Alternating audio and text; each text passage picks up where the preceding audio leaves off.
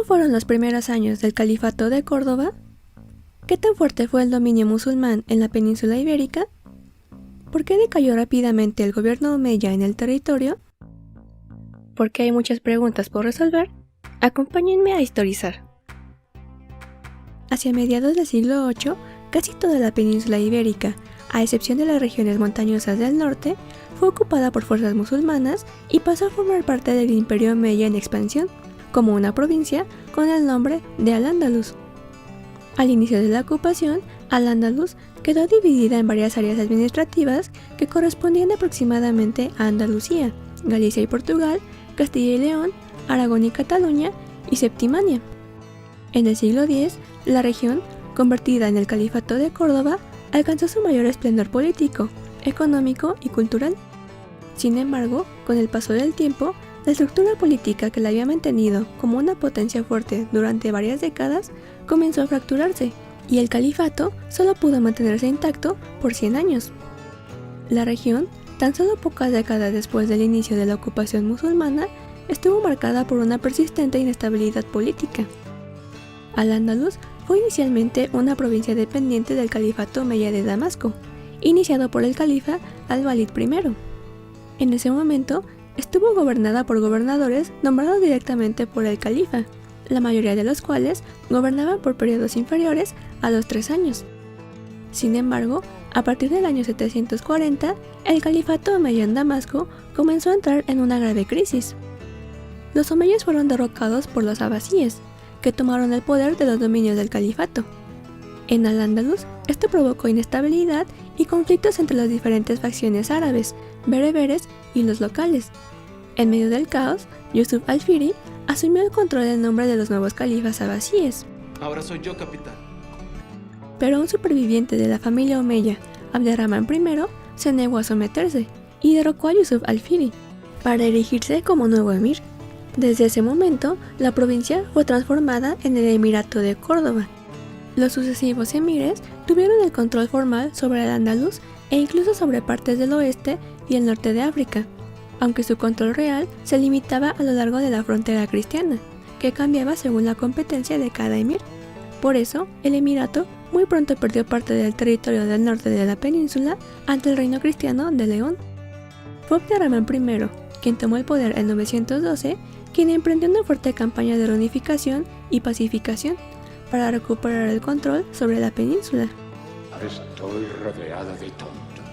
En 929 se autoproclamó califa de Córdoba, elevando el emirato a una posición que competía en prestigio no solo con el califa abasí de Bagdad, sino también con el califa chií de Túnez. Sin embargo, el proceso de debilitamiento del califato comenzó a ocurrir con más fuerza a partir de los primeros años del siglo XI, tras la muerte de Al-Mansur, que era hajib o canciller del califa, y de su hijo Abd-Malik al-Muzaffar. Los últimos hijab habían gobernado totalmente en la práctica el territorio de Al-Ándalus, pero su sucesor, Abderramán Sanchul, conocido como Sanchuelo, era sumamente impopular, por lo que deseó obtener del débil califa omeya Hisham II el nombramiento de sucesor a califa. Eso le fue dado rápidamente, dejando fuera a los herederos omeyas, lo que fue duramente criticado, especialmente por árabes y emiríes, que habían sido siempre fieles a los omeyas. Te estás ganando una patada en las pompis. Además, mostró muy poca capacidad para gobernar como lo habían hecho sus predecesores. Las tensiones políticas escalaban cada vez más, y pronto sucedería lo que desataría definitivamente el desastre. Una de las reformas más impopulares de Sanchuelo fue la del sistema de audiencias ante el califa, ya que las comenzó a usar para concentrar aún más su poder, desplazando definitivamente al califa Hisham II. Eso fue tomado por la élite cordobesa como una usurpación abierta del poder califal. Perdone la mala palabra, pero ya estuvo suave. Pura mala decisión, ya.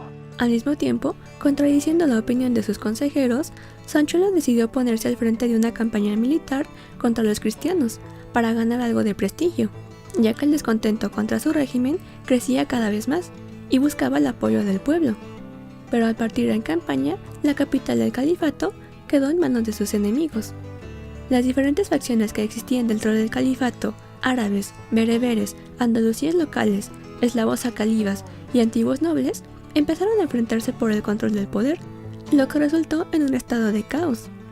Eso llevó a una guerra civil conocida como la Fitna de Al-Ándalus, que se prolongó durante 3 décadas, y en la que cada grupo intentó establecer su dominio y controlar la mayor cantidad del territorio.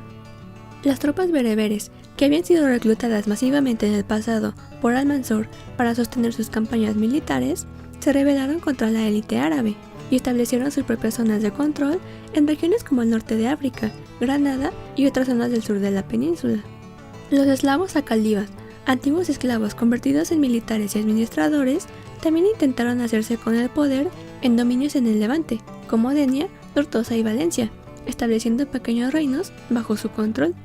Los nobles árabes tradicionales también lucharon, aliándose con diferentes ciudades para conservar su influencia, mientras que los andalusíes locales, musulmanes nacidos en la península ibérica, trataban también de defender sus intereses. Cada uno de los grupos buscaba imponer a su propio califa, pero ninguno logró consolidar la autoridad. Durante ese tiempo, el trono del califato fue objeto de constantes golpes de estado. Diferentes califas eran instalados y derrocados en cuestión de meses, y llegó a haber hasta 3 o 4 cambios de gobierno en pocos meses. Esto ya no es divertido, es triste. Todo este proceso no solo destruyó la estructura política del califato, sino que dejó a la población civil en una situación muy vulnerable. El hambre, la inseguridad y la ruina de muchas ciudades provocaron un gran deterioro de las condiciones de vida de toda la población. Córdoba pasó a ser una ciudad sitiada, saqueada y parcialmente destruida. De esa forma, y en ausencia de una autoridad legítima que fuera reconocida por todos, Al-Ándalus se fragmentó rápidamente. Eso llevó a que, en 1031, se aboliera formalmente el califato de Córdoba. Con ello, desapareció la última autoridad central fuerte del Islam en la península. ¡Ay, Drake sí se murió en serio! El vacío político fue llenado rápidamente por los mismos líderes locales que durante la guerra habían asegurado su control sobre distintas regiones. Así nacieron los llamados reinos de taifas, numerosos pequeños estados gobernados por aquellos líderes, que eran independientes dentro del territorio. Pero estos reinos, al ser pequeños y autónomos, eran generalmente demasiado débiles para defenderse de los cada vez más fuertes estados cristianos del norte y del oeste. Aunque muchos de los taifas, como Sevilla, Zaragoza, Badajoz o Toledo, vivieron un florecimiento cultural y artístico, la falta de unidad y las rivalidades entre sí los hicieron incapaces de hacer frente a sus enemigos comunes, y pronto comenzaron a pagar tributos a los reinos cristianos del norte. Algunos taifas, para obtener ventajas sobre sus vecinos, pidieron ayuda a los reinos cristianos, entregándoles aún más tributos o incluso aliándose militarmente con ellos a cambio de protección.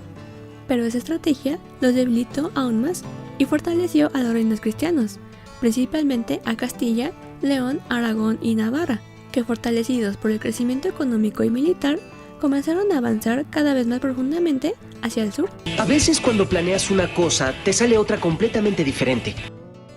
En las últimas décadas del siglo XI, los musulmanes perdieron el importante territorio de Toledo en el centro de la península, cuando Alfonso VI, rey de León y Castilla, aprovechó la situación en el sur y atacó la ciudad, logrando entrar en ella sin apenas resistencia. En respuesta, los reyes de los demás taifas se decidieron a solicitar la ayuda de los almorávides, los gobernantes islámicos del Magreb. Sin embargo, eso les resultaría desventajoso, ya que los almorávides, al notar la gran debilidad de los taifas, decidieron tomar el control directo de ellos. Los almorávides lograron reunificar gran parte de Al-Ándalus bajo su dominio y frenaron por un tiempo el avance cristiano, hasta los mediados del siglo XII, con la llegada de una nueva dinastía bereber rival, los almohades. Pero luego, en 1212, una coalición de reyes cristianos, bajo el liderazgo del castellano Alfonso VIII, derrotó a los almohades, lo que marcó el declive del poder islámico en la península ibérica, y dejó a los reinos cristianos en clara ventaja territorial. Nos llegó la hora. Y aunque los almohades continuaron gobernando Al-Ándalus durante algún tiempo, tenían ya un poder y un prestigio considerablemente reducidos. A partir de entonces, el resto de los reinos de taifas, ahora ya muy debilitados, fueron sucesivamente conquistados por Portugal, Castilla y Aragón. Y para 1249, solo el Emirato de Granada sobrevivía como estado musulmán, pero únicamente como reino sometido y tributario de Castilla. Saludos y muchas gracias a Jorge Álvarez por ser miembro del canal. Gracias por tu apoyo.